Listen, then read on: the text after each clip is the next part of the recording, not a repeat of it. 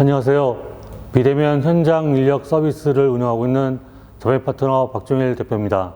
오늘 말씀드릴 내용은 온디맨드 서비스와 O2O에 의해 국내 온디맨드 서비스 O2O 동향, 코로나 시대의 O2O 융합 방향, 오프라인 소상공인들의 O2O 전환 및 대응 방안, 오프라인 소상공인들의 유통 변화와 대응 방안에 대해서 말씀드리겠습니다.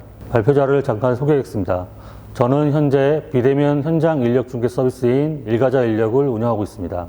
또한 지난 7년 동안 체온계를 직접 제조하고 온라인 유통 판매를 한 경험을 보유하고 있습니다.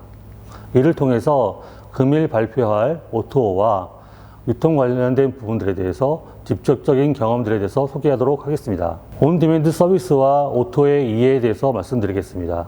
2009년 국내에 앱스토어가 출현된 이후로 저희가 SNS 확산, 플랫폼화, 개인 참여 확대, 공유 경제 확대까지 이루어졌습니다. 최근에는 스마트폰이 95% 보급되면서 온디맨드와 O2O 사업의 성장이 비약적으로 발전했습니다. 현재 O2O와 온디맨드 서비스의 확장은 비대면, 즉시성, 편리성이라는 키워드를 가지고 고객들에게 다양한 형태로 제공되고 있고, 최근에 공유경제 부분에서는 코로나19 상황 때문에 잠시 소강 상태에 있는 부분들이 있습니다. 일단 용어에 대해서 먼저 설명드리겠습니다. 온디맨드는 소비자들이 원하는 서비스를 원하는 시점에 제공해주는 서비스입니다. 온라인 투 오프라인, 줄여서 O2O는 온라인과 오프라인이 유기적으로 연결해 새로운 가치를 창출하는 서비스입니다. 최근에 O2O 서비스는 휴대폰 앱, 웹을 통해서 음식 주문, 택시, 대리운전, 숙박 레저 예약, 부동산 계약, 가사, 현장 인력 요청 등 다양한 형태로 서비스를 제공하고 있습니다. 이 외에도 공유경제라는 쉐어링 이코노믹 같은 용어들이 나와 있고, 그 다음에 오프라인과 온라인에서 소비자가 다양한 경로를 넘어서 상품을 검색하고 구매할 수 있는 옴니채널이라는 용어들이 태어나고 있습니다. 온라인 온디맨드 서비스와 O2O에 대해서 구분을 하자면 온디맨드와 O2O 영역과 공유경제 영역을 포괄해서 말씀드릴 수 있고요. 그 오프라인과 온라인의 접점에 옴니채널이 있습니다. O2O의 특징은 모빌리티, 컨비니언스, 퍼스널라이제이션 같은 즉시성, 편리성, 개인화 같은 특성을 가지고 있습니다. 최근에 온디맨드와 O2O는 하나의 용어로 결합된 형태고, 대부분 용어를 O2O로 통합해서 얘기하고 있는 상황입니다. 이를 통해서 모빌리티, 음식 주문, 숙박 레저, 재능 인력 중개 등이 사용자들이 편리하고 언제 어디서나 쓸 수 있도록 제공되고 있습니다. 크게 이제 구분해서 말씀드리면 대분류와 중분류로 구분해서 말씀드릴 수 있습니다.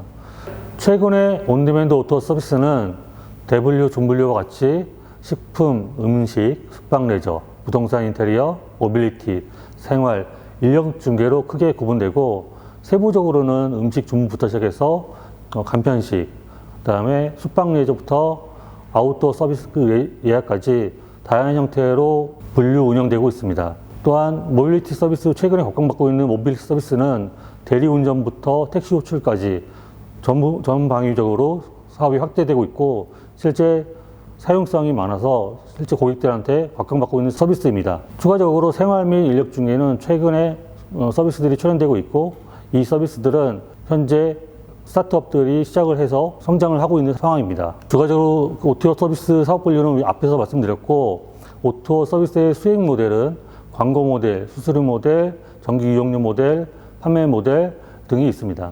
국내 O2O 서비스 주요 사업자들은 현재 1000억 단위 매출부터 10억 단위 매출까지 다양한 형태의 사업 단위 매출들이 일어나고 있고, 실제 투자 금액 보더라도 1000억에서부터 10억 단위까지 투자금들이 주되고 있는 상황입니다. 온디맨드 O2O 서비스를 실제로 구분해서 다시 말씀드리면 간편하게 시간 편익과 가치 편익으로 구분할 수 있습니다.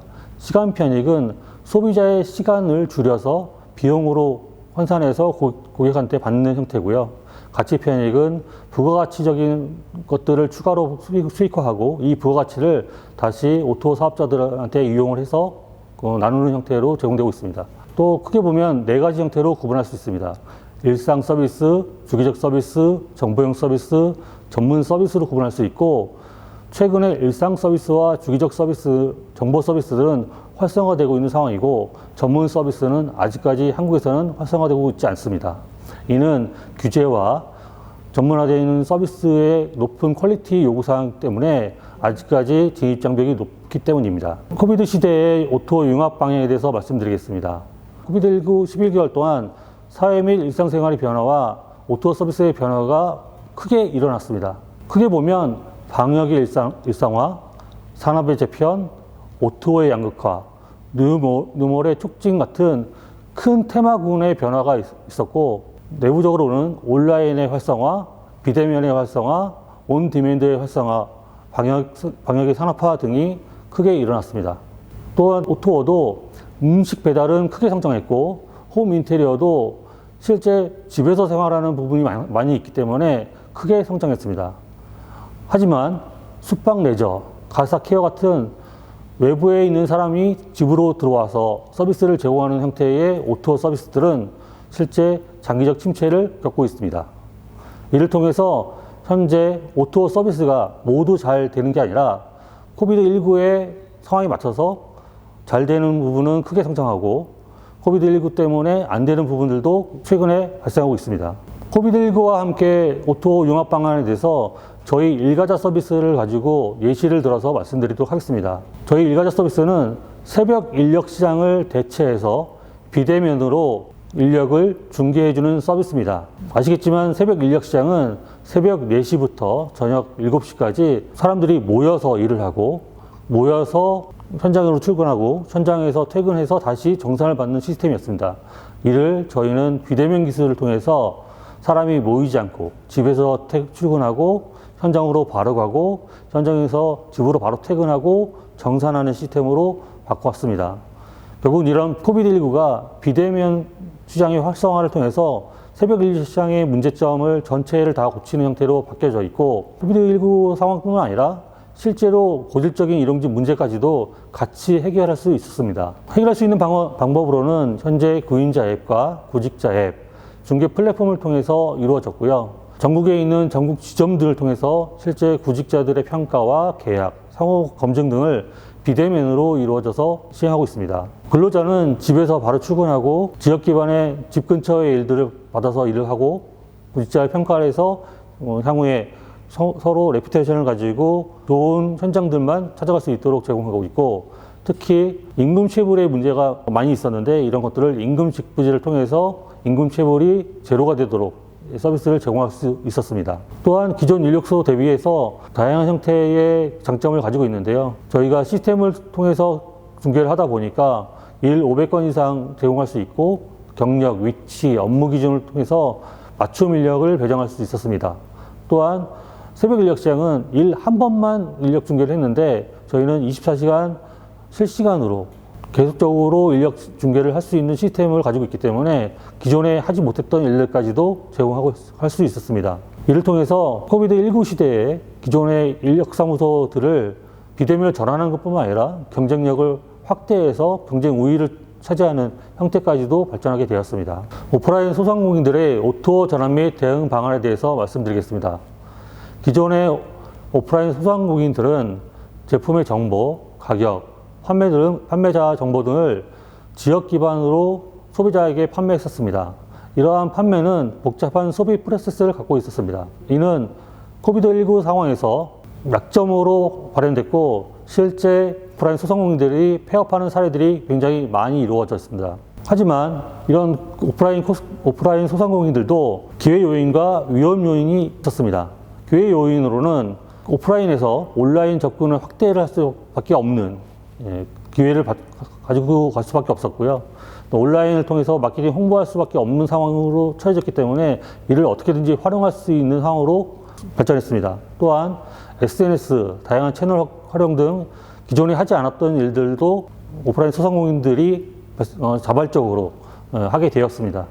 또한 정부의 지원을 통해서 비용 절감과 온라인 지원 확대 등을 이룰 수 있었습니다.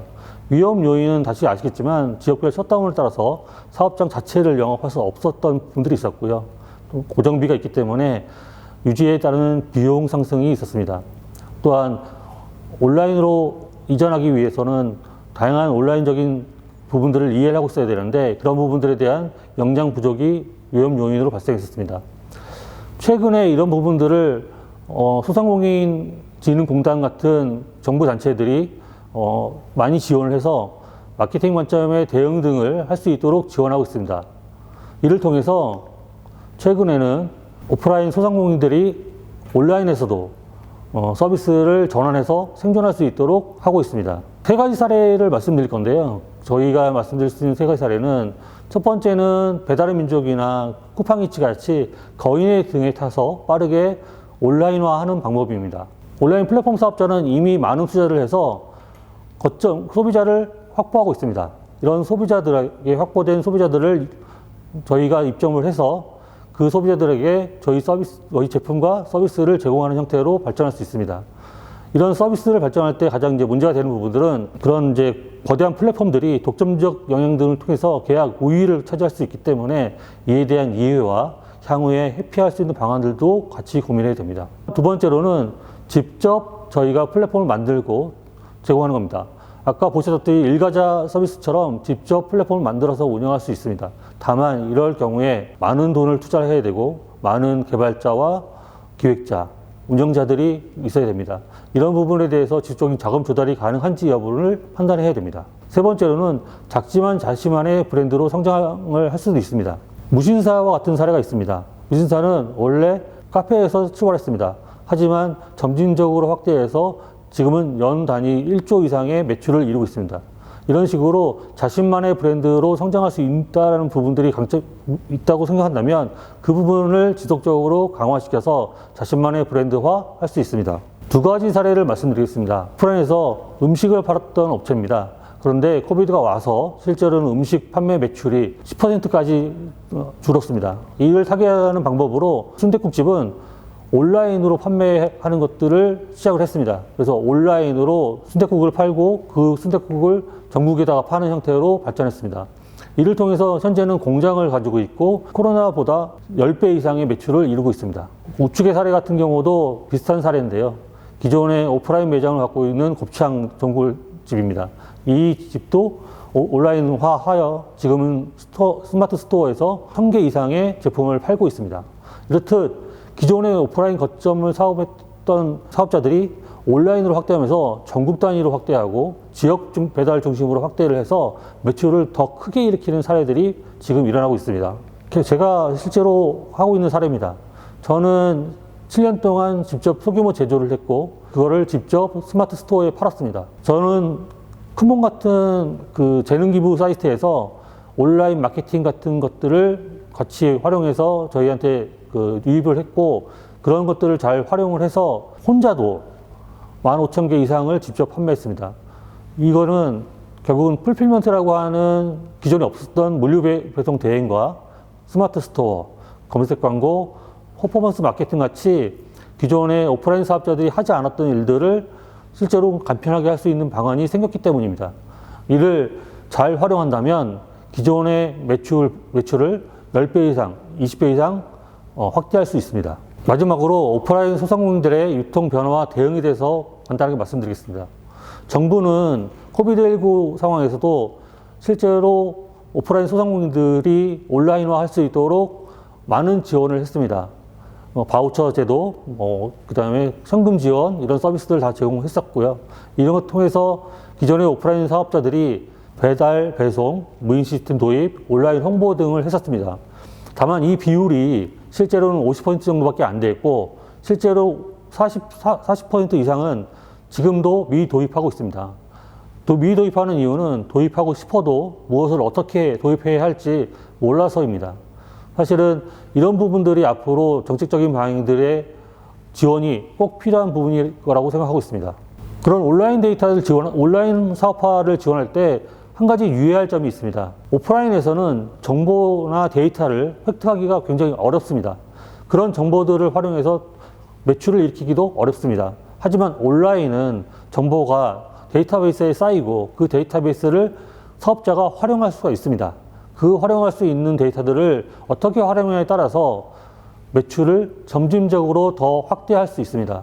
이런 부분이 오프라인과 온라인의 차이점이라는 부분을 명확히 이해하고 온라인화할 때 그 점을 잘 이해해서 활용할 수 있는 데이터를 활용할 수 있어야 실제로 매출이 향상될 수 있습니다. 내년부터 2025년까지 5천억 이상 소상공인한테 온라인 전환을 지원한다고 합니다. 근데 온라인 전환을 지원하는 데 있어서 가장 큰 문제점은 아까 보셨듯이 온라인으로 무엇을 할지를 모르는 점입니다. 저희가 이 장표를 만들면서 오프라인 소상공인들이 온라인화 할 때 필요한 솔루션들이 어디서 구해야 될지를 확인해 봤습니다. 실제로 보니까 거의 찾을 수가 없었습니다. 요즘 많이 발생하고 있는 비대면 바우처라는 제도는 있는데 그거는 중소기업이나 중견기업 등이 이용할 수 있는 서비스들을 제공하고 있고 소상공인들이 실제 아까 말씀드린처럼 오프라인에서 온라인으로 전환할 때 어떤 서비스와 어떤 데이터들을 모을 수 있는지 제공하는 서비스들이 현재는 없습니다. 향후에 이런 부분에 대해서 중기부나 소상공인진흥공단에서는 많은 지원을 할 예정이지만 앞으로도 소상공인들도 이런 서비스들이 요구된다고 그분들한테 분명히 말씀을 해야 될 것 같습니다. 저희들이 보는 시점에서는 코비드19가 끝난다고 하더라도 오프라인에서 사업하는 분들이 온라인화하는 부분들은 점진적으로 확대될 거라고 보고 있습니다. 어차피 확대될 시장이라면 지금부터 오프라인 사업자 등이 온라인으로 어떻게 전환할 수 있는지를 먼저 고민하는 것이 좋을 것이라고 보고 있습니다. 오프라인 사업자들이 온라인으로 전환하는 건 어렵습니다.